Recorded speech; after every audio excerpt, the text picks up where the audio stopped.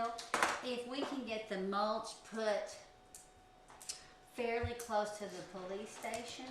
That's where they're Because- gonna drop the big load, but then we're gonna divide it into smaller sub Right. loads. And I need to know where. Most of it will not go along Rollingwood Drive. We got that covered really well. We got from the police station over to Rollingwood Drive and then up Rollingwood Drive. So this time we need to go Down Gentry. from down Gentry, and we can go along the backside where the bleachers are and over there. But we can't get where the rosemary bed is. We can't do that. I'm not sure I'm understanding So where you're talking mainly about along bleachers. Gentry Drive I is get what we need that. to get. Well, if we just had like 2 seconds to. We do. We Okay. do. That'd be Alright, great. we're live, don't want to get started. Alright. Alright, let's call the meeting at 9:35, and you wanna do roll call? Sure. Bill McDuffie? Laurie Mills? Mary Elizabeth Cofer. Colleen Preheim. Alright, any public comments? Alright, consent agenda. Any discussion or action from the minutes of the February meeting?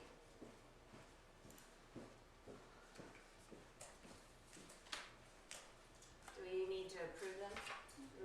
I'll make a motion to approve. Second. All those in favor? Aye. Any opposed? Okay.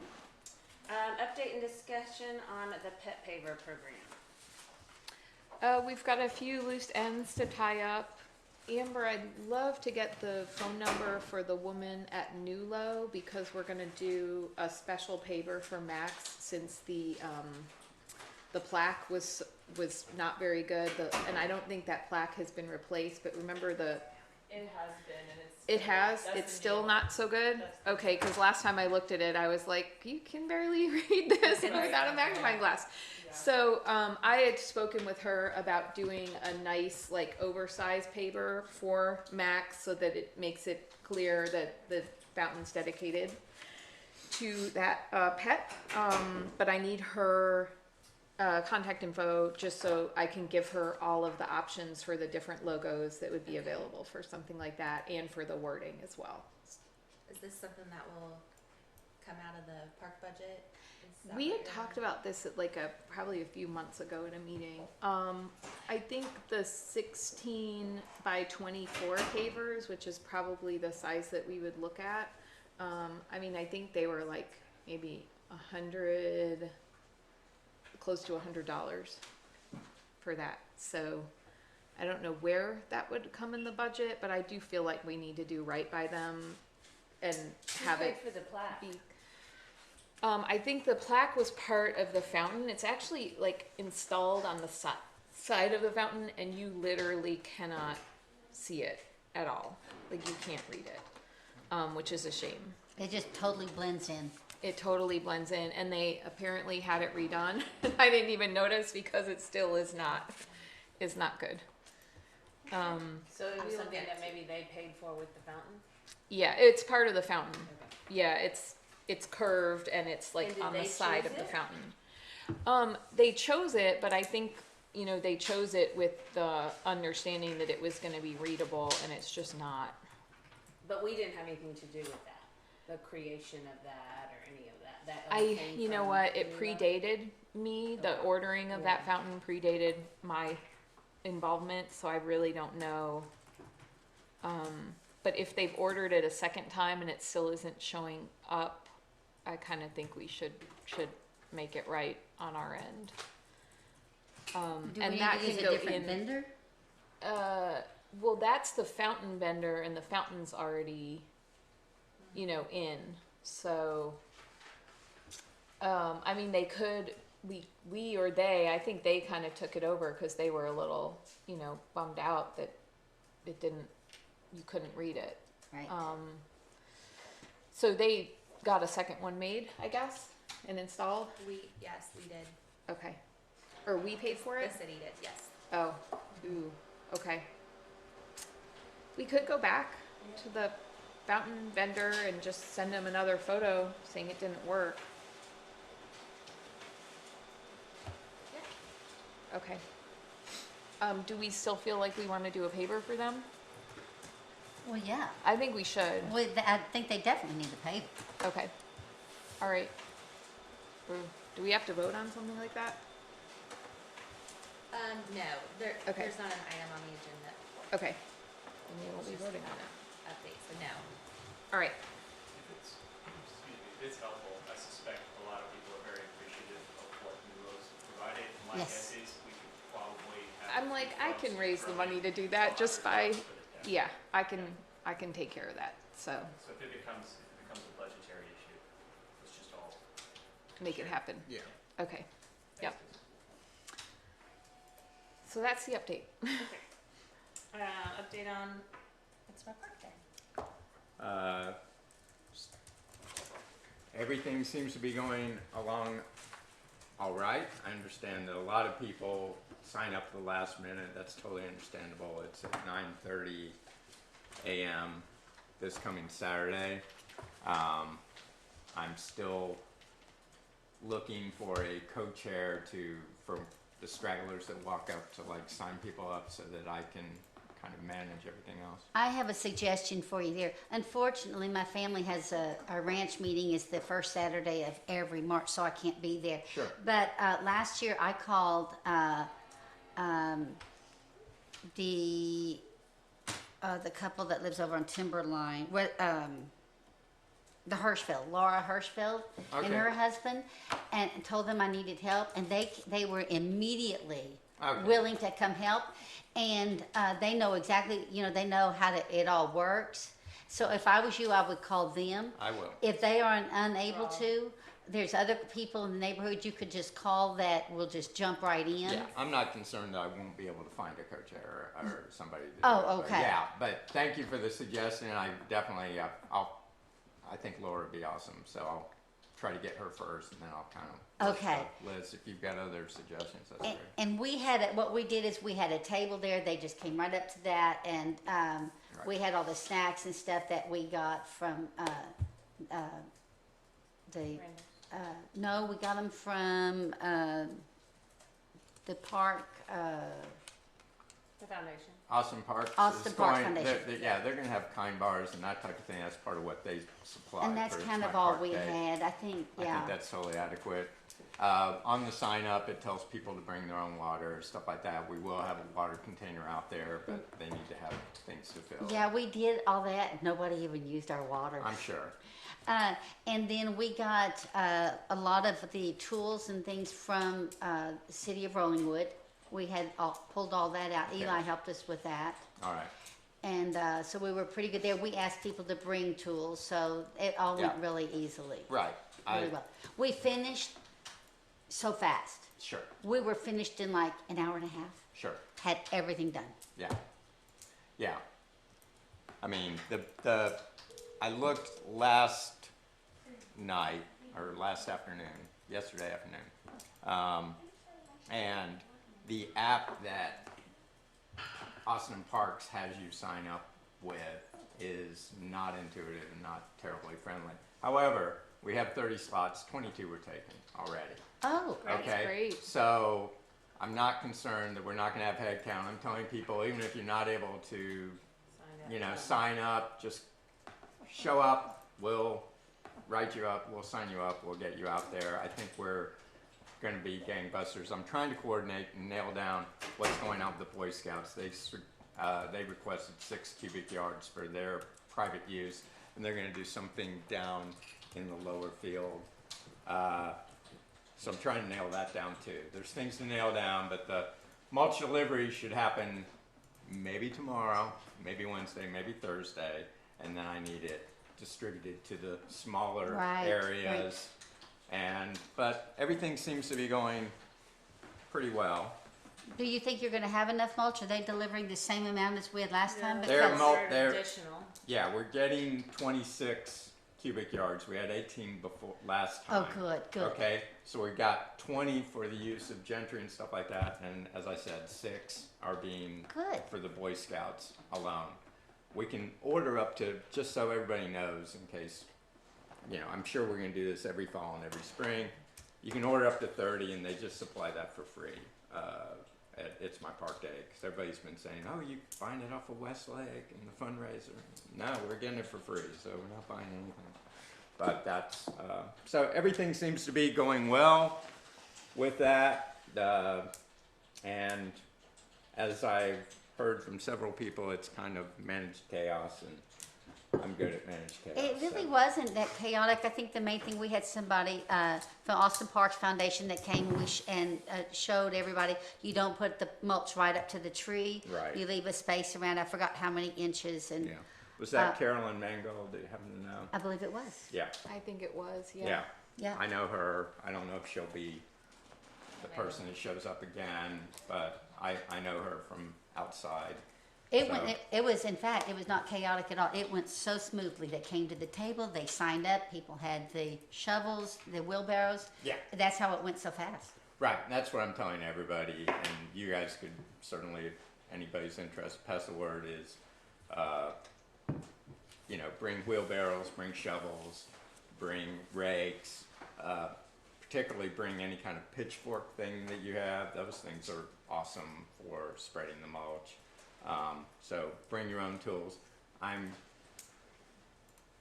don't think we're gonna do any weeding, any sharpshooting, any digging up, so for safety reasons, I'm not following the park's recommendation of bring pickaxes, hose, and those type of things, because I don't think there's any need for us to have any of that stuff swinging out there, and I just think it'll be in the way. So I'm not following the recommendation on those tools. I'm just saying rakes, pitchforks, shovels, and wheelbarrows, or anything that you can move big things of mulch. They're going to supply sleds.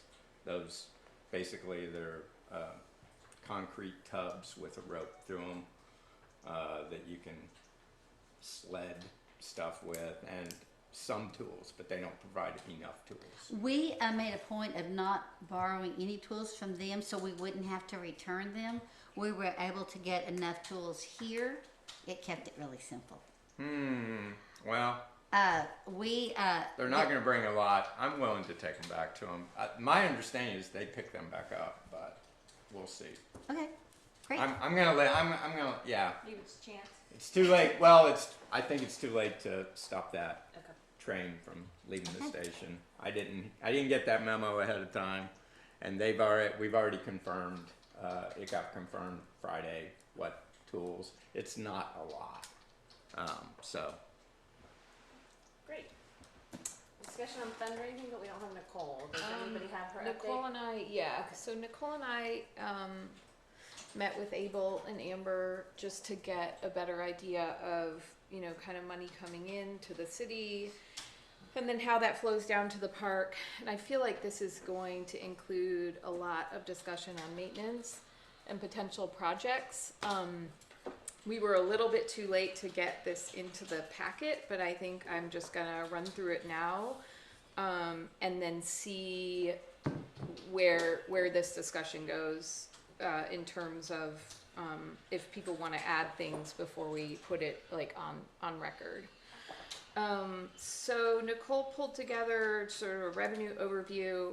The city collects $1.24 million in property taxes, $523,000 in sales tax, for a total of $1.763 million from property taxes and sales tax combined. Rollingwood has 567 residences.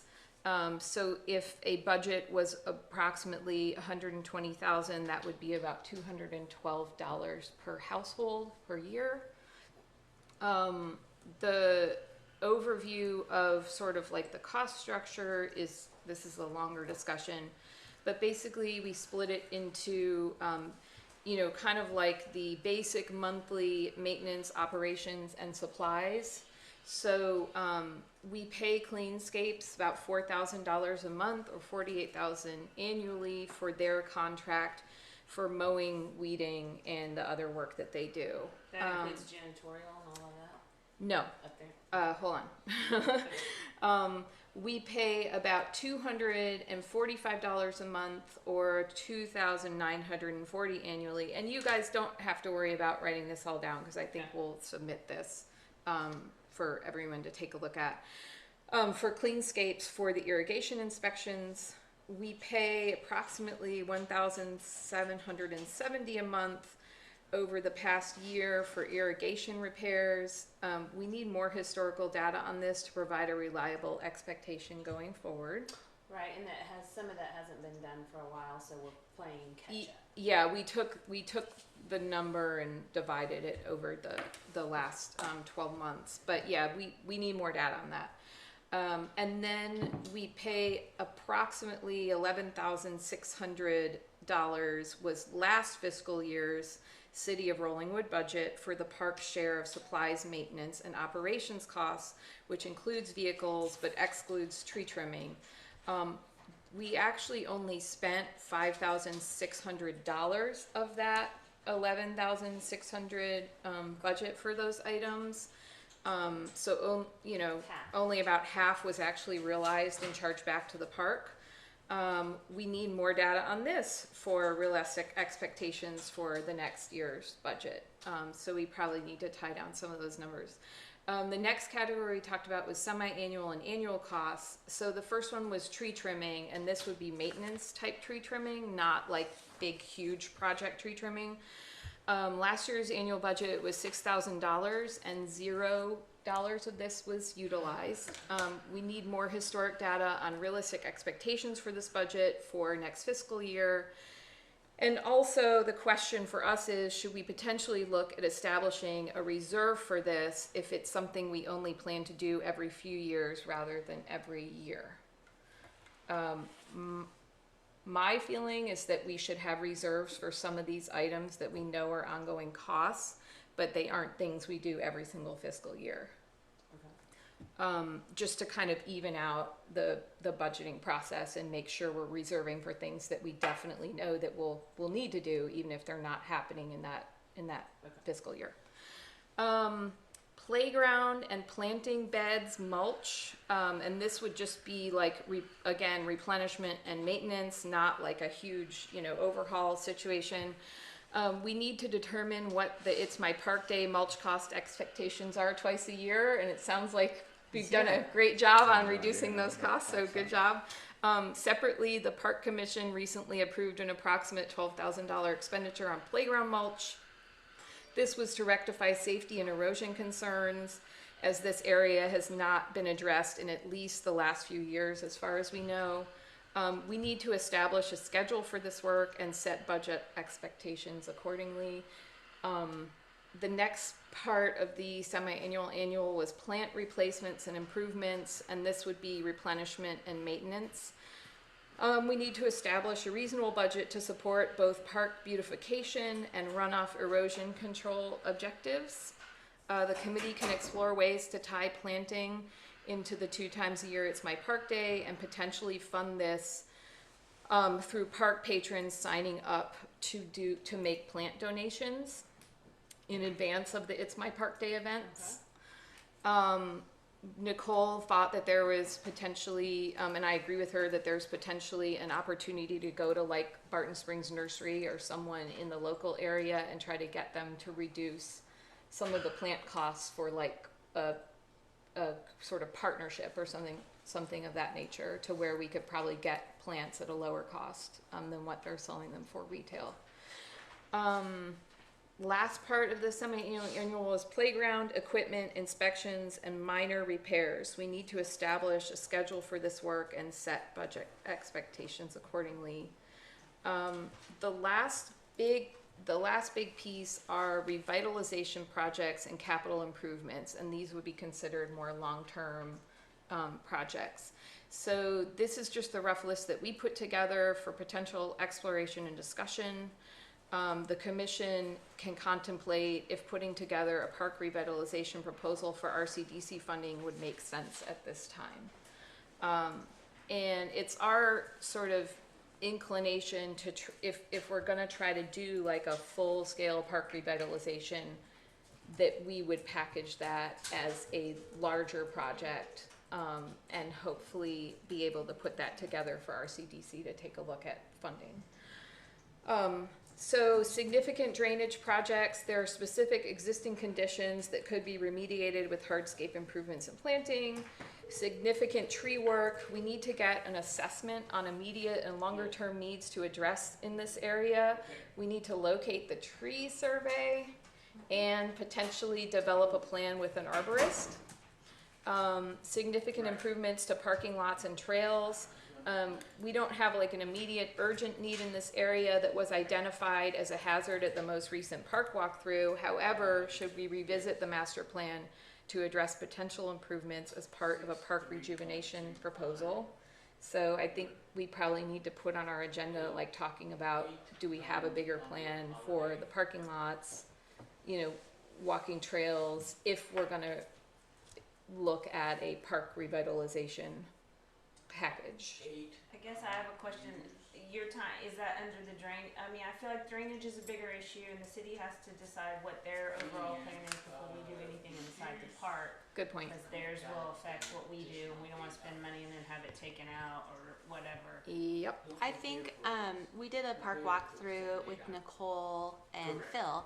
And actually David, the new public works director, had some really great ideas that he feels like the public works crew could do themselves to address drainage, and just kind of creating like some rock line channels through the back of the park. And so I think those improvements won't impact, I mean, I think you could move forward on any project you might want to do, and we could still take care of those drainage projects. Did he talk about a timeline for any of those?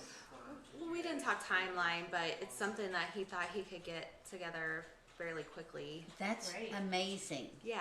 People that know that stuff, you know, it just, He's a master plumber, so he knows how water works, and so he has some really good ideas that seem fairly inexpensive and something we can take care of. So in terms, just a broader question, in terms of everything that Colleen and Nicole put together, is that something that then they, as a small committee, then come back to us with their recommendations and we vote on? Or how do we take this information and start making action plans? So action- From a council perspective, from a park commission perspective, like.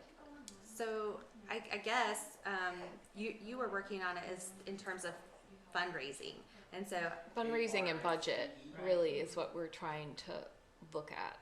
okay, so I thought we were looking at fundraising, so that we went a lot are. further. That was Yeah, a no, lot further I than know, that, I though. know. So now I'm thinking you've got this great kind of over, It definitely arching touches sort on multiple of- other areas. sort of, Yes. you know, budget and, you know, small steps we can take, things we can do to fundraise, things we need to think about longer term, and how do we take this and make action plans around it?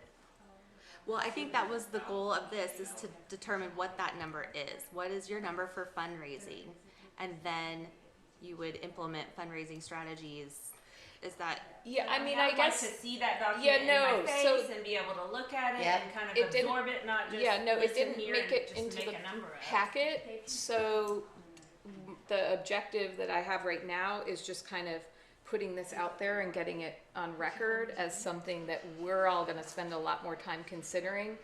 But I think unless I get it on record, we can't like, it's got to make it into the packet, right? There's no, there's no action item to take Right. action on the publish, and I think your idea was just to get everybody introduced to it. So they did a thorough evaluation of the needs of the park. Yes. And basically then I think as a committee or as a commission, you would establish a strategy to fundraise to meet those. And I want to But do I this. know we can't do that today, and so Clearly. what I'm trying to understand is what is our timeline. So we have an April meeting and a May meeting, and we'll get this information after today's meeting, and then we come back in April and try and make some decisions. Is that the way the timeline would work? Yes. Okay. So this is really just an effort at transparency and just having an open public meeting where we at least put this out there. My computer's dying on me here. I've got two. I know this was very long. but we want to just put it out there. And these are all this is great questions work. for us. So it's all things for us to consider, and also for the public to have the opportunity, before the next meeting to, possibly formulate how they feel about it. Okay, so playground equipment and repairs, replacement, and this would be major ones. Nothing planned in the immediate future. However, should we consider establishing a reserve for this in the budget? What's the useful life of playground equipment, and how old is our playground equipment? So those are all good questions for us to explore. Lighting, should this be part of an overall discussion about park revitalization? That's just an open question.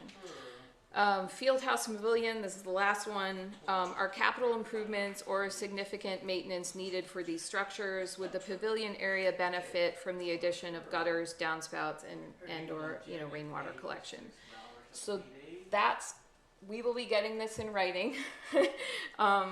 And that's sort of what Nicole and I came up with as all of kind of like the big picture items that we could think of. We certainly would love to get feedback from the public or, committee members if there are things that we should, think about in addition to these things, or think about differently. But One thing is, I know Duke Garwood designed the pavilion and all that type of stuff. Before we get too far down the road, I think it might be a good idea just to touch base with him and discuss things like gutters and downspouts, and what are the pros and cons. Get probably a free expert opinion would be wonderful before charging forward.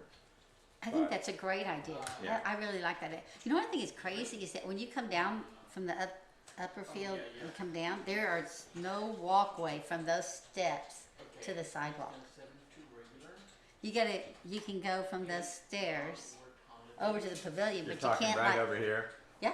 Well, you one can't- of the things we discussed during our walkthrough was that it becomes dirt right there because of the foot traffic. So we had proposed perhaps planting some shrubbery around that to kind of get people moving toward the pavilion or something else, rather than making it basically a potential mud pit right there at the base of the stairs. I'd like to have a walkway there, some pavers, so they can walk over to the sidewalk. Because when I come down the stairs, I don't want to go to the right to the pavilion. I want to We cut might over. be a little off. Yeah, we're off. That's Yeah, true. okay. That's true. Yeah. All right, very good. Okay. Well, thank you very much for all your work. That was It incredible. was good.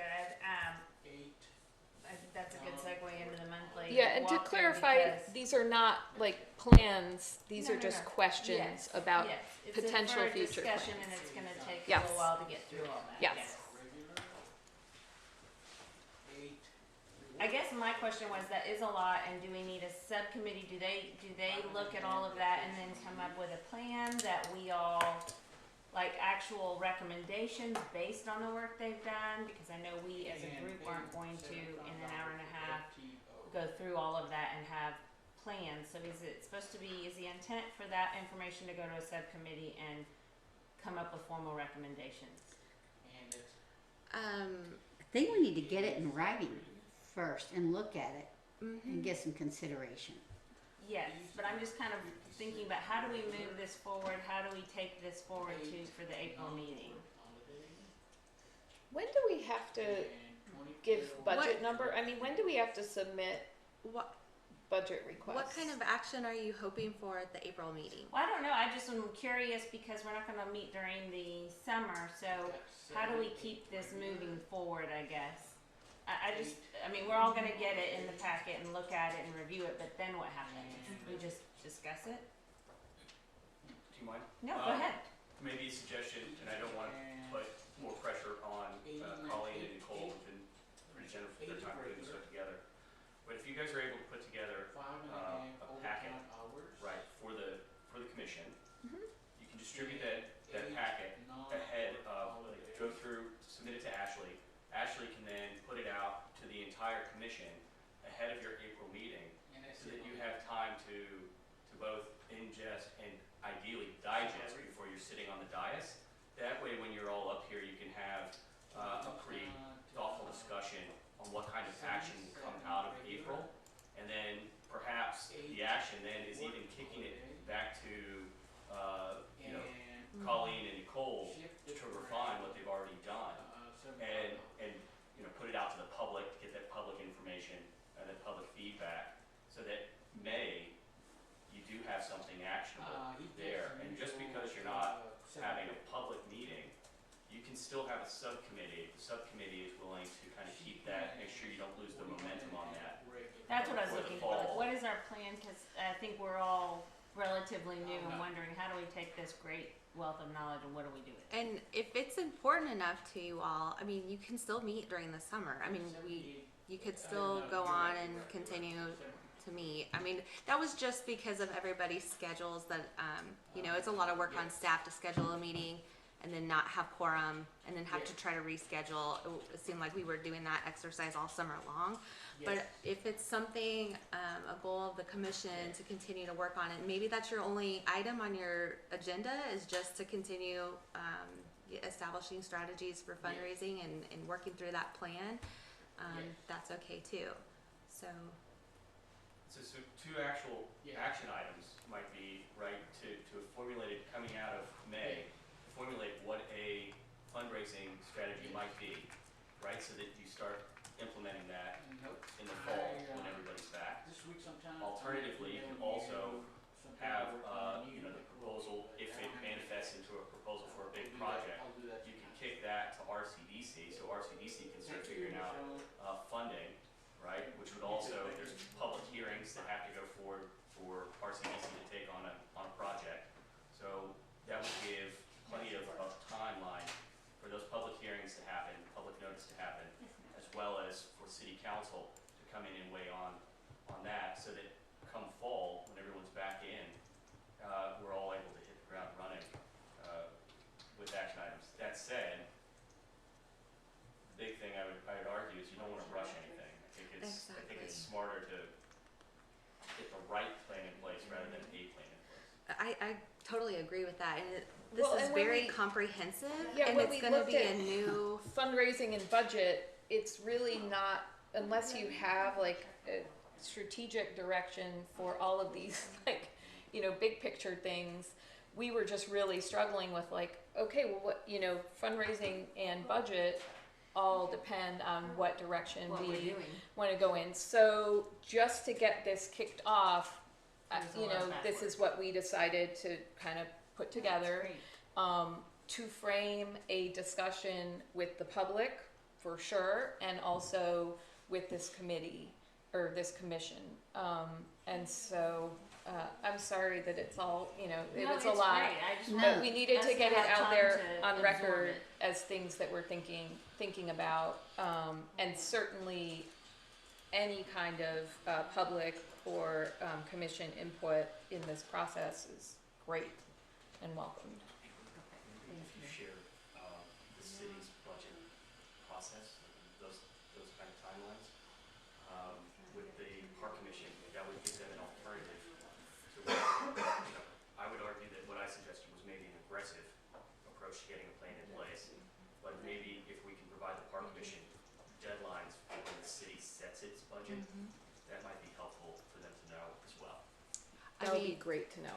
Right. It would, hopefully the park commission would have their recommended budget by July to the city council. Okay. And what about if we wanted to eventually put together a request for RCDC funding for a project? What does that timeline look like? As long as you got a 70, you know, it was included in the packets. They like a packet of information, so they want to know all about the project, whether, you know, if you've gotten more than one bid, you know, it just depends on what it is, and if you've sought other funding sources. They meet the second Thursday, so say they take action and they approve your project on the second Thursday. They have to advertise. They have a little bit of a different process. They have to advertise this as a project, and it has to be open for comments or possible protest for at least 60 days. So they can't take action on any project of theirs for 60 days. And that's after city council city council also has to bless a project. Correct. Yep. Correct. Before it's requested from our CDC city council. So RCDC can undertake a project subject to city council's approval. Got it. And Yep. city council can also kind of preempt that and say, if RCDC elects to take this on, we'll approve it. Okay. And then that's, once once that approval from both bodies happens, then it's a 60-day notice period. And did they make financial commitments on like a rolling basis, or when did they do the bulk of their fiscal year planning? RCDC tries to do our planning in conjunction with the cities. Okay. But there's not a lot of nuance to the RCDC budget. It's simply a matter of if a project comes in, the funds are available to undertake. Assuming the funds are available to undertake the project, RCDC will do a budget amendment and undertake the project Yes. Okay, so we would want to have at any point during the year. we would want to have this process if we're trying to accomplish some of these things for the next fiscal year. We would want to have things tied up by July. Ideally, Okay. but he's saying they do this also throughout the year as needed. RCDC has a I'm thinking rolling, about we kind of have a rolling option for the budget. We don't have to be quite as stringent as the city. Okay. The city just has a lot of moving parts. So the city's going to, the city actually adopts its budget in October. In September. September. Mm-hmm.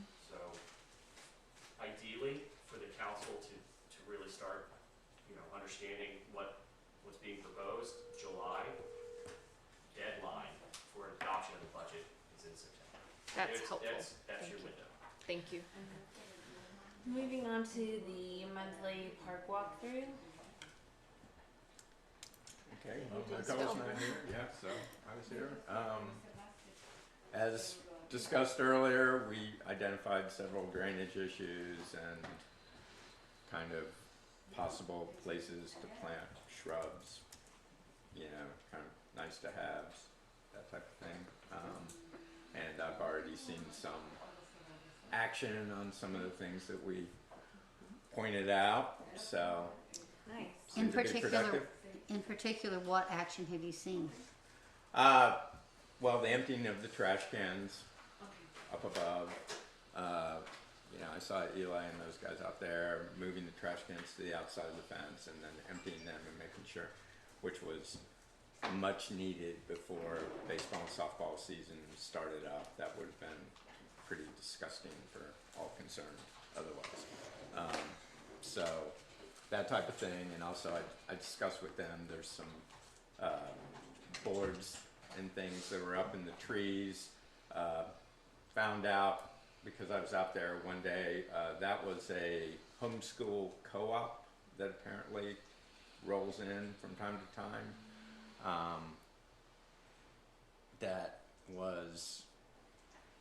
I saw them twice that particular Tuesday during the day. One time they were being somewhat, they had an adult kind of overseeing them. One time there was no adult anywhere inside. What was the point of that? The boards up in the tree. It's just boys throwing, makeshift fort or whatever. They're like ripping boards out from wherever they find them, and boys being boys. Okay. I mean, it's unsafe and probably should not be happening. It's something that probably needs to be rectified and addressed. If there's not scrap lumber in the woods, then there's not scrap lumber to start doing things with. But Is it scrap lumber from the city stuff, or from where does I that imagine come from? somebody just dumped it. They went to the back of that parking lot, and there's that zone between that and Park Hills, and it's just kind of a dead zone. And I think somebody maybe, I don't know. I've walked back there before. I didn't see that scrap lumber. The boys found it, as boys will. And also talking to Eli, he had some concerns. They were climbing the rock wall between the upper and lower and stuff like that, and he had some safety concerns about that as well. I don't know what we can really do about those type of things. I just hope they weren't trying to build a tree house. Well, and that's It was the beginnings thereof, It didn't look safe. but they don't have hammers and nails and lumber and, you know, like I said, if it gets rectified before it moves further down the trail and, you know, then they'll probably still find big branches and throw those up there and, you know, kids are gonna be kids. I mean, you know, what are you gonna do about that? All right, well, I thank did y'all it. for doing that. Number 7 is the off-leash area and rules. I don't have any update on that. The council didn't pass what was recommended. They were asking for clarification from the commission as to the execution. So there were about 8 rules that were presented, and then 4 of those rules that they weren't sure, do you want those codified as official rules? Like, which ones were for codification and which ones were just rules? If they're not going to be codified, how enforceable are they? That was part of the discussion, and ultimately, by the end of that discussion, I asked the council if the council could give some clarification to the park commission whether or not this is something that the city council actually wants the park commission to be working on. And Sarah mentioned, like, we already have rules posted. Somebody else said the rules aren't even being followed right now, so the idea of coming up with more rules and codifying some rules was really confusing because some were to be codified and some were to be posted. Some of them caused a few chuckles with. Well, I think that the directive was from a meeting, and I don't think anybody else was there but me at the time, but with the city attorney, is that he directed us to the rules of New Braunfels and asked us to work on them. I mean, this was something that was directed to us, I thought, from council. Yeah, so I mentioned that I thought maybe where we had ended up where we are was because of that meeting, and I had mentioned that I was at that meeting too, I believe, with our attorney Charlie Zett, and I think what may have happened was there was a lot of different information discussed, and my interpretation of the meeting with Charlie was that he was showing the park commission how other cities had established a sustainable dog area with funding and fundraising. They have different programs built around creating that area, that it's an actual separated off-leash dog park area. So I don't know that he was as much talking about adopting the rules of a dog park as much as just saying, hey, I know this dog park in New Braunfels. One of my employees works there, you know, who works with us. She's really all about dogs. Here's one that's a great example of how it's created and funded. And, you know, I think then we may have. Well, I think what we were trying to do is keep people from bringing 10 to 13 dogs at a time, and we were directed, it was my understanding we were directed more than just that meeting, but he had directed us to those. It's neither here nor there. If you don't need the rules, you don't need the rules. You know, I served on park commission for almost 4 years before getting on city council, and I'll say that the issue with off-leash dogs and the Little League is it always happens around this time of year. There's always some sort of conflict that begins to happen as we're having competing uses for the fields. It's not new. I know I kind of went back and looked at how the evolution of the off-leash dog area happened, and in 2014 it was brought by 2 council members to say, hey, we use it for this purpose, we just like to codify it, that we're allowed to be up there with our off-leash dogs. It was more of a local user sort of population, you know, people who love their dogs, want to use the fields, wanted to make sure that they were not breaking any rules. Well, and you know, Frank and I talked at length one day about it. And I think a lot of it comes down to not understanding the clearly defined rules or, you know, lines of delineation. You know, right now I'm just telling everybody that I see up there that if there's a kid up there with a ball or bat, be it a practice, game, doesn't matter, anything, you know, go someplace else. I mean, it's just easier not to have the two in the same space. Right. Well, And I think what that, happened is, then when I was on Park Commission, it had been codified before I was on Park Commission. There wasn't a public hearing. Little League wasn't involved in it. It was just a policy decision that was made by the city council. Sure. So when I was on Park Commission, we had a lot of conflicts going on. There was a constant, there's poop on the fields, this isn't safe, those sort of things. And so the Park Commission was going through the master planning process at the time, and one of the things that they worked through was kind of a reasonableness and compromise position of maybe these are two great uses of the park, but maybe they're not compatible. And so in the master plan, they put in an off-leash dog area that would be separated from the children. And so that's something that's in the master plan. But I think since there's some people who are spokespeople for the dog park and maybe represent that interest that have preferred not to have a separated area, that prefer to have the dogs on the fields with the kids. And so I think that's going to be a policy decision that the city's going to have to make eventually. And it's probably, it's not getting better, it's getting worse, because we used to be just like, you know, a few neighbors coming over at the dog park, not the dog park, the off leash, they would use the fields off leash, and now it's a destination. Right, and we've talked at great lengths Yeah. about it being a destination and how do we keep that, how do we not have an ordinance where we have to charge people, whatever, and that was the directive for the rules, was to try and Right. curtail that and keep it to local use. And when you start, manageable. so we're a public park, so there is a cost to operating an off-leash dog area. So right now, it's really being, the Little League is kind of subsidizing that use. They're picking up the poop. The Little League volunteers are cleaning up. They're maintaining the turf. They're maintaining the fencing. And so that's something to consider as well. I think it has to be an issue that's separate from the lease with the Little League, because the Little League, they use the fields. They've been leasing the fields from us for 30 years now. This was a policy decision made by the city council. So I think getting the off-leash dog use and the Little League lease tied together isn't a fair thing to Little League.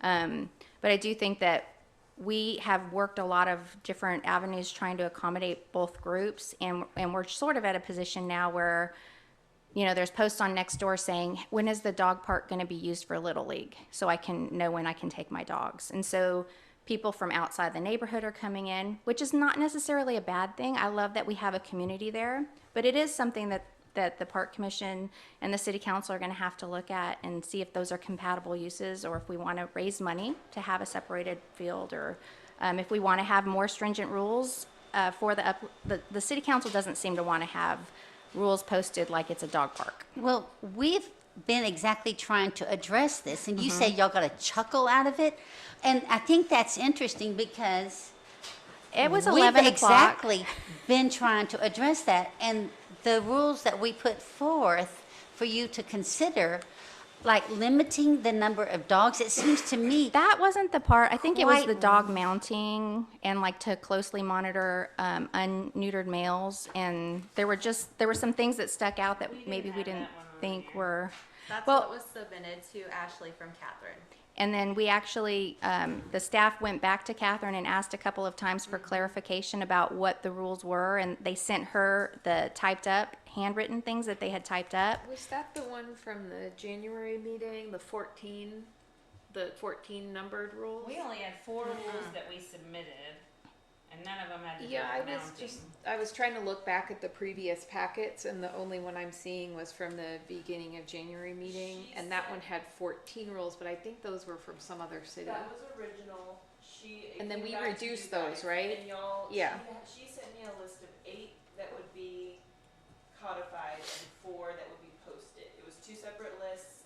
I typed them up and I sent them back to her and said, is this what, kind of we're looking at? And didn't get a response, so I put it went to council. Okay. It's in the council packet as well, if y'all wanna It's in look the at it council there. packet. Okay, Yeah. awesome. Yeah. So we can take a look at those. And so, I see that there's confusion up here on the dais about those rules. And so when we received them at council, there was confusion too, because I was at that meeting and I heard like numbers of rules being called, but I didn't have the rules in front of me because it wasn't in the packet. So I didn't realize what 8 rules or 4 rules was. I sort of saw it when it came into the city council packet. And so, you know, I think anyhow, it was good that we talked about it, and then we got some clarification from the council of like, do we want more rules for the park, you know, upper park area? Is this something that we want the park commission to work on? And it seemed like that the consensus was, well, we already have rules, we already have signs posted, and we just need to enforce the rules that we have. Because right now there's people still on fields that they're not supposed to be on. There's still dog poop that's not getting picked up.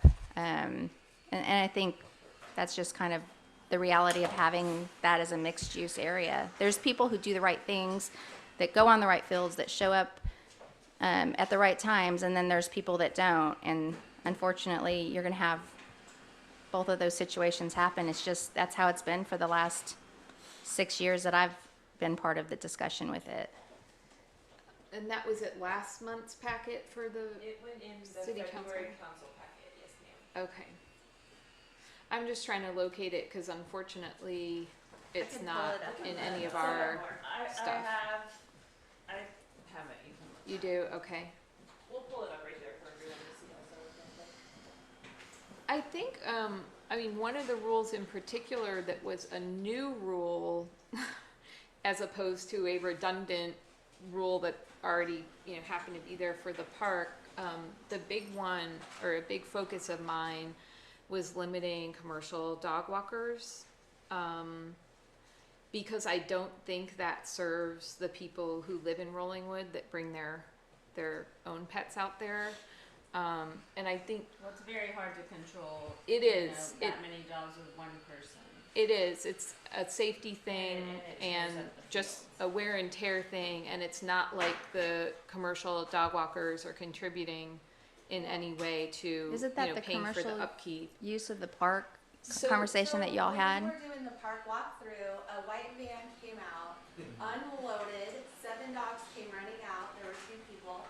So I said, no commercial use of the park for dogs. Oh no, these are all of my dogs, all Well, that's 7 yes. large dogs. I said, well, you can only have 3 dogs per person. Well, I'll put 1 dog in the van. And I was like, I'm not gonna make 1 dog go in the van because you brought all 7. But she had another person and she said, no, these are all of my dogs. And so it's really, Yeah, that that's kind of a tough. rule is really hard to enforce. Well, it's hard to enforce, and then also I've been having a lot of conversations with people who have dogs up there. Most people I tend to know, but I haven't been going out in the middle of the afternoon. I've been trying to do more of that just so I get a better feel for what's going on.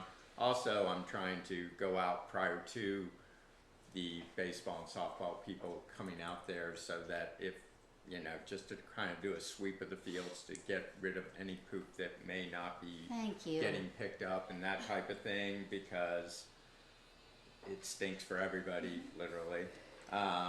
And so I'm trying to get a handle on that. Some of the people I'm having discussions with, and something that I was totally unaware of, is there are people who hire somebody to walk their dog either while they're at work or on vacation, that are taking, and I only saw like single dogs, and I talk to people and I say, are you a resident of Rollingwood? They're like, no, but this dog is, and you know, they live on Rollingwood Drive and blah blah blah blah, that type of thing. So that's a whole nother thing. They're a commercial person, however they're serving a Rollingwood resident with, you know, so, and all those situations that I happened to find, which were only two, were single dogs. One dog, one person managing one dog.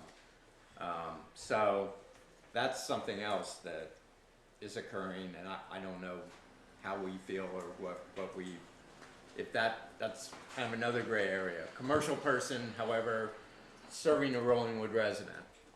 What do you want to do with that? Yeah, I didn't know that we were gonna go with a no commercial. I thought if we did that, they were gonna have to register much like the personal trainers do.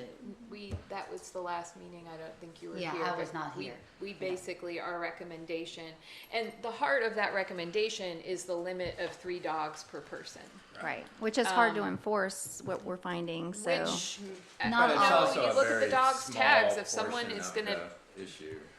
if someone's gonna show up with 7 dogs and then tell you, oh yeah, they're all my dogs. I mean, you can look at the dog's tags with their addresses, and if they're not all the same address and owner, And just also know. consider who's going to enforce this. Is it our police department? So Right. that we're pulling our officers I get it. off of I and get it. to inspect everybody's dog tags. How many times though does that have to happen before a professional dog walker just decides to not come back?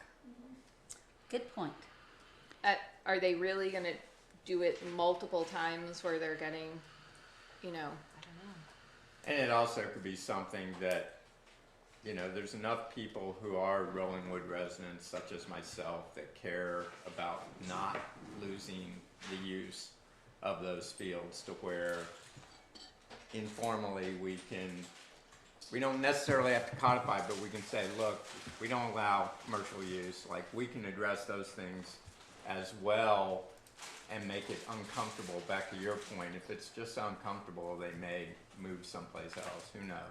Or there may be more pushback. I mean, it's a dynamic situation. I think if the park commission can Okay. find some reasonableness and some Yeah. compromise, I think that's, when I was on park commission, that's what we really worked hard trying to do, because people who use the park to walk their dogs and have off-leash dog use, it's a really good use of the park. It's a community gathering. It's a social.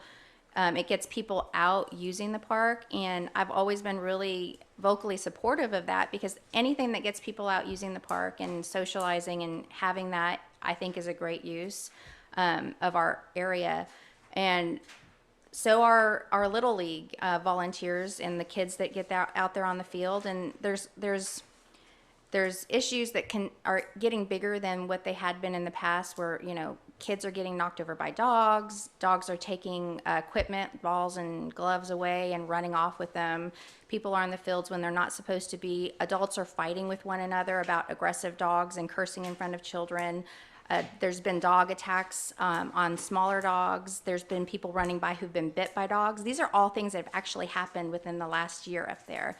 So I do think the commission before you put a lot of thought into this, and so I just encourage you to kind of look at the idea behind the master plan, where we had a separated off-leash dog area that's 13,000 square feet, it's almost as big as a lot in Rollingwood, and start looking at like maybe phasing out how much it would cost to have that as an area, what it costs to maintain it. Because I think a policy decision is going to have to be made on the city council level at this, and I don't want to see that benefit go away. But also sitting on the dais as a city council member, if that comes up, I don't know if I'll continue to vote for the use of the shared spaces. Well, I have a concern because I feel We have someone else wanting to speak.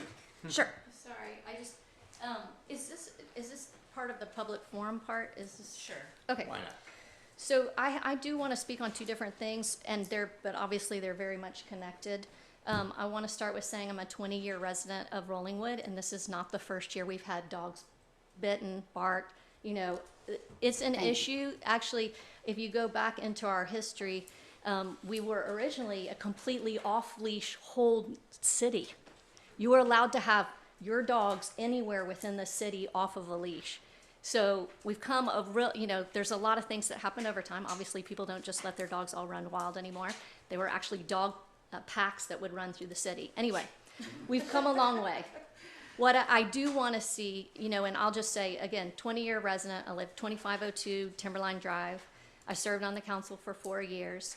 I am a super park user. In the mornings, I work out with the women's group. Love that. In the afternoons, my daughters, who are 21 now, they were in Western Hills girls softball, so they definitely utilize the fields, and they are an excellent program. In my job today, I work with Western Hills Little League. I'm a partner with them. They lease our fields down on First Street and up at our main campus. And I also am a dog owner who regularly, really only in the last year, has started using the off-leash area. I do believe that there's a way for all of these groups to utilize it, and I think, Wendy, you're aware of that, and a lot of people are aware. Unfortunately, in this day and age, we do have to be really communicative and very explicit with what our rules are. Because I think otherwise, that's when there's confusion, and that's when parents get upset. Again, parents of dogs or parents of children or parents of both. I know there's been plenty of times where I bring my dogs up there while my kids are actually playing ball on that field. And they know that the dogs are there, and if it's bothering them, they go somewhere else. But with all that said, I also want to say I am fully in favor of us signing a renewed lease with the Western Hills Girls Softball and with Western Hills Little League. I do not think that there would be a better partner for us in providing those programs. They are excellent at providing those programs. The part that I struggle with is, and again, when I was on council back in 2004, or yeah, I think that's right. One of the things that Hollis Jeffries used to say is, why does Western Hills Little League not maintain those fields as nicely as they do the ones over at WEA? At that time, I didn't work over at WEA, so I really didn't know what he was talking about. But the big difference that, from what I know and have gathered, is that over there, ABC basically takes care of it and provides expertise. And the long history of it over here is they really did it more seasonally. They did not have a regular lease all the time with a professional doer. And in fact, Jeff, I'm going to forget his last name, but I'm sure you can remember. There's another Jeff who used to maintain himself. He would come over here and mow the fields. And so part of it was there was a different companies who were maintaining them, which is part of why they don't look the same. One of my issues with the current lease is, and again, this is kind of getting back to why we want, how we get those fields looking better, is that we have not been holding, the city has not been holding them accountable to the standards that they both want. They want to have great fields, no doubt about it. But it's much easier if you're maintaining them to skip a week or not, or decide not to during the off season to aerate something or reseed, etc. And in the current, last Friday, when some of this blew up on neighborhood, I came over to the city and I asked for a copy of what's the current proposal coming from Western Hills and the Girls Softball League. And right away, when you look in the proposal, you see the problem. If you know anything, and I only know over the last 6 years about growing grass, but one of the big problems is they have not got the expertise in even describing how they would maintain the fields. You cannot grow grass in January and February here. You can plant rye seed in October and November and have it coming up, but again, in here they have planting in August, September, which would be the absolute worst possible time to plant rye. And then they have January, February planting the Bermuda, which wouldn't even, again, open up seed until it's over 65 degrees in the soil, really better at 70 or 75 degrees. And that happens in April and May. Now, I understand why you would put that in there, because you want your grass to be perfect right before you start the season. But you can't change growing grass just because that's what's convenient for you. And so we really need to take back, I believe, this city needs to take back the responsibility of that, put it in the hands of professionals that will be growing the grass. They can wait like we do at WEA. Even though we know ideally we would want to grow the grass in April and May, we actually wait until the end of the season, till they're completely done. We try and get them down to a few fields, and then we plant the grass. Really, you're growing it end of May, June, July. Now, if you have playoff games, you might have to wait a little bit later. But if you have a summer where you have a little cool weather and a little more rain that's happening, you can grow it then. And then in the fall, you really grow it at the end. You put that seed out at the end of your fall season. Again, I know I'm going into way more detail, but this is what concerns me, is that we're talking about things that you have not had the professionals really looking at this and determining. The reason that field looks terrible is not because of dogs. It's because for the last 5 years, we haven't aerated it, reseeded it. And not only that, when they put in here that all you're gonna need to do is let it be fallow for 2 weeks to let that grass grow, no, that is not true. 6 weeks. You need it to grow it and mow it 3 times before you should be getting on it. And again, I know some of it is people want to make it happen in 2 weeks. But that's not realistic, and that's part of our problem right now, is we're not setting realistic expectations by putting out good rules, by actually having someone who knows about growing grass, how to maintain it up there. And then as the city is, we need to contribute to it. Great, you can have a fundraiser, but I'm sorry, taxes really do pay for things. And this park is one of the things they ought to be paying for. Now, I am a little bit tired of hearing two things. One, that these are dogs coming from outside the city. Because one, it is a lot of people inside the city, and who of us doesn't use Zilker Park? Well, we don't live in the city of Austin either, but we do use Zilker Park. I'm not saying I want to have commercial and a million people coming over here. I just think you have to be realistic about who's really using the park, and is it somebody from the outside? Now, it's true, the other piece is that Western Hills Little League and girls softball will tell you, if you're being realistic, is that these are not all kids who from the city of Rollingwood. Now, the specific agreement says that they have to be within the Eanes School District. Guess what? We have a lot of kids from city of Austin who are also playing in those leagues. Not all of them, we do have a lot of them, but we do still have kids coming from city of Austin playing in here. And, long time problem, the poop may be a problem, so is the trash. If you've ever been here after a day of games, etc., and again, these are just parts of what a city does to maintain its parks. And it is a pain. Let me tell you, I help maintain that part in city of Austin. The big difference again I feel for them, because at WEA we don't allow dogs onto the fields that we maintain. But part of that is I've got 1 million people, not 1,000 people, 1 million people who come on that field with their dogs. And so it is a really different, and also the city of Austin next to those fields has massive parkland that people can walk on. We don't have another area for dogs to be off leash that's sort of been designated yet. So, like I said, and then the last piece I do want to make sure, I don't believe right now we should sign a 15-year lease. I would be very comfortable with somewhere in the 3 to 5 year range. And the reason I say that is, number one, they're telling you they're going to give you $30,000 for signing a 15-year lease. So that's $2,000 a year. I'm sorry, that is just not that much money to make me want to jump at an opportunity. And I think it's really short-sighted in the sense of there is no way that is what the total capital investments are going to need to be over the next 15 years. I think being more realistic is looking at 3 to 5 years and saying, yes, we want you to invest in this, but most of the things you're going to have to do, lip work, working on the batting cages, all that stuff can be done. And again, it's not because I don't think they will be our partner in 15 years. I absolutely think they will. But I also think you have to remind them that they have not been doing, our fault for not holding them to it, but they have not been doing what they need to maintain those fields to the level that we need them to be at. Lastly, I do think they should not bear the brunt of all of that cost. I do think that the city owes it, if they're using it 7 months of the year, that 5 months of the year that we're helping pay for the mowing and for the maintenance and all that else. So I know that was a long, but I do have to get back to work. I will stay as long as I can today, but I hope that kind of covers how I think both dogs and kids can work here. And I do think during the season, I think we have a big sign that says, if you see kids on this field, you cannot get on here. And I think the softball and baseball people will really appreciate that message being done so clearly. And in that way, I think many of them will, if they see the other 2 fields that dogs are not allowed on open, that it'll be more obvious to them how not thoughtful it is for them to not use those fields while they're open.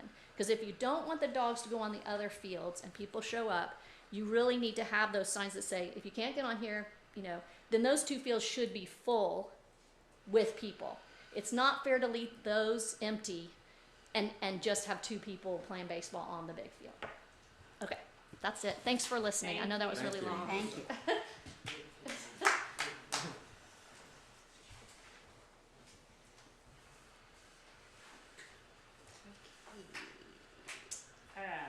Well, I appreciate everybody's thoughts and feedback on those issues.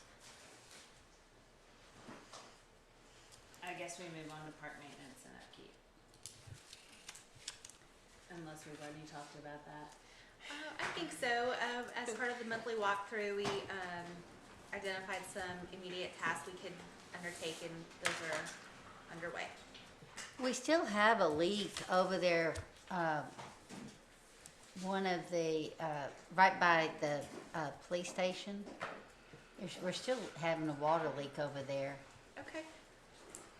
It's just never been fixed. I thought they were gonna, the irrigation there. Uh-huh. In fact, it was leaking worse than ever Friday or Saturday. I think I saw David and those guys addressing that pretty much on his very first day here. So maybe, yeah. But if it's still leaking, then, you know, if they're not aware of it. We'll do a work order. Yeah. Thank you. Thank you. All right, Western Hills, girls softball.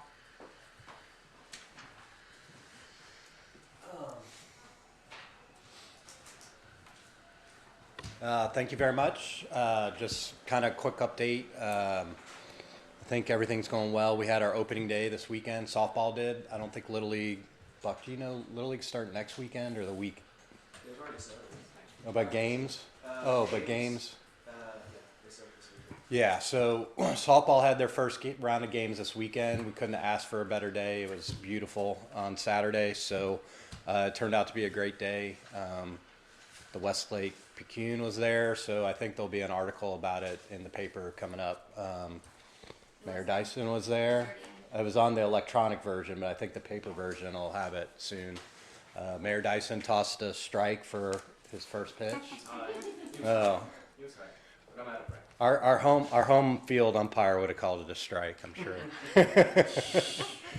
Other than that, yeah, it was great. The batting cage, I believe all the materials have been ordered, so that work should be completed in the next week or two, I think at the most. Still having trouble with Viking responding. He responded once and then he's gone radio silence again. So that's to do the sunshade on the fence that's already been approved.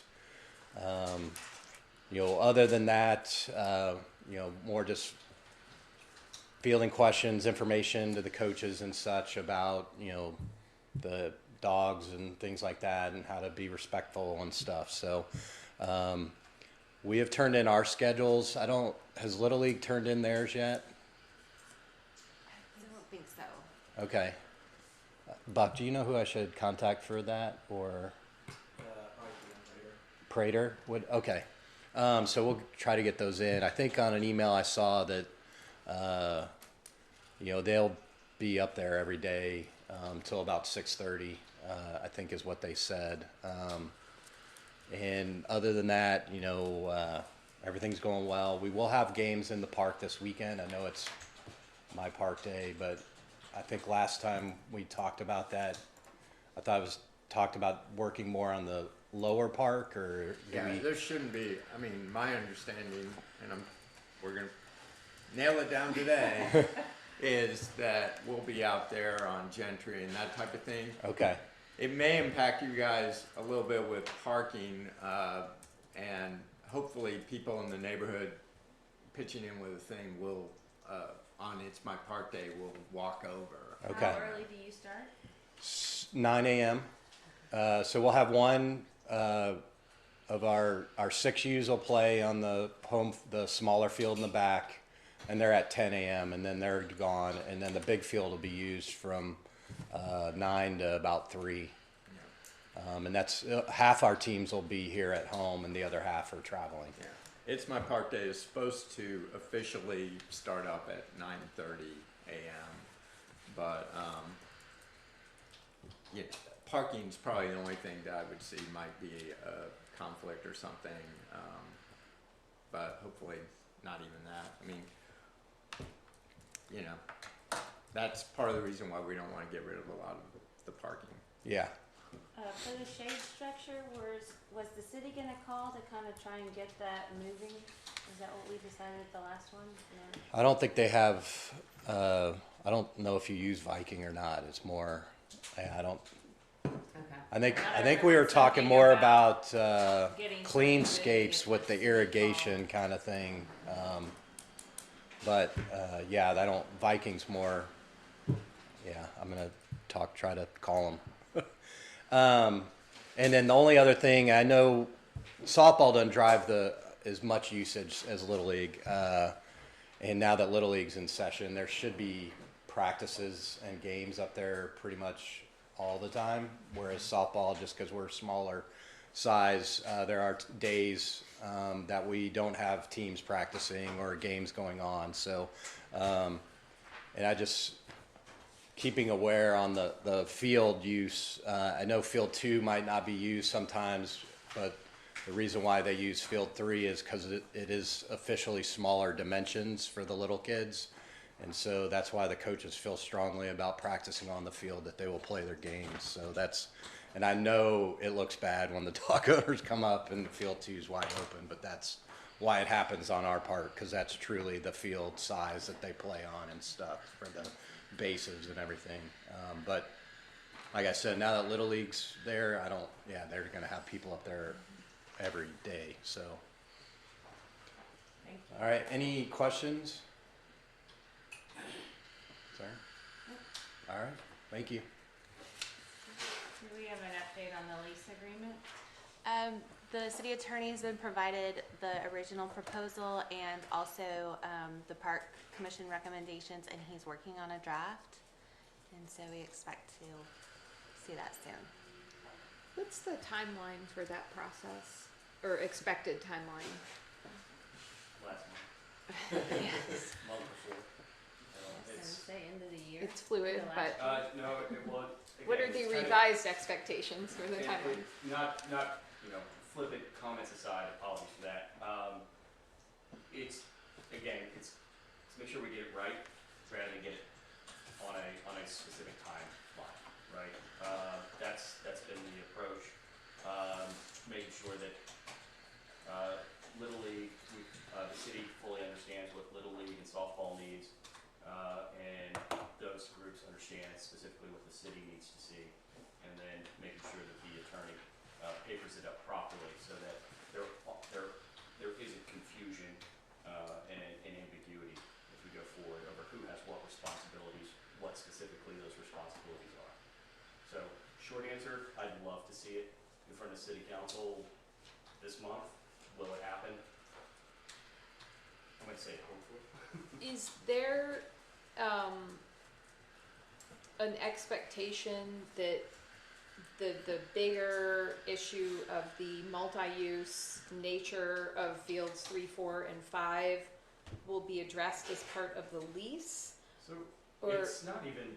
I'm just trying to figure out how those two, the lease and whatever Yeah, that I was discussion gonna say, is, they're not has even part of an the interplay. Discussion, like this Okay. was.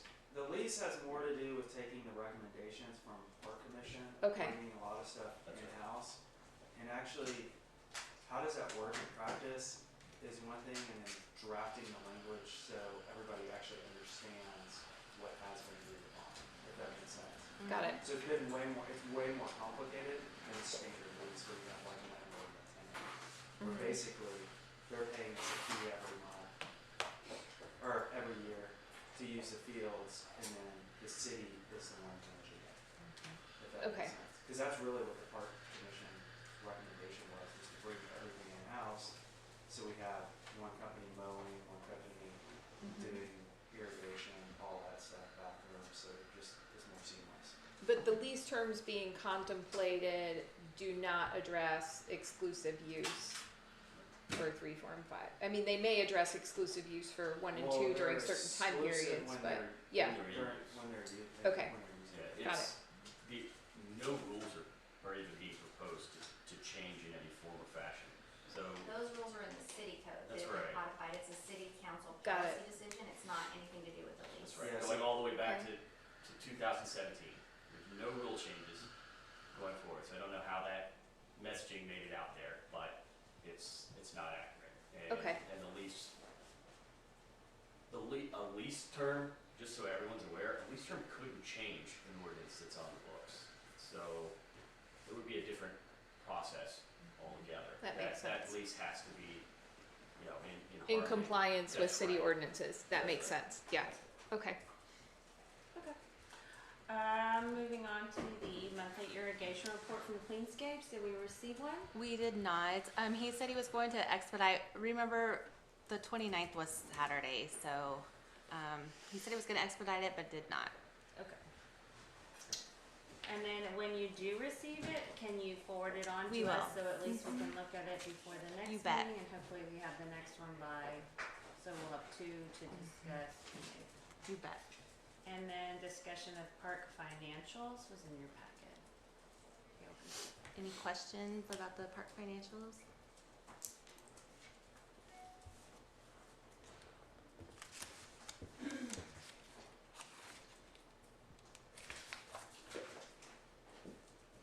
Do we get charged for the computer software and support monthly? Is that just something every commission is It is a monthly spread throughout? charge. Yes, it is a monthly charge. And then it's distributed amongst different departments. I don't have any questions. Any questions? Nope. No. Nope. Anything else before we adjourn? Nope.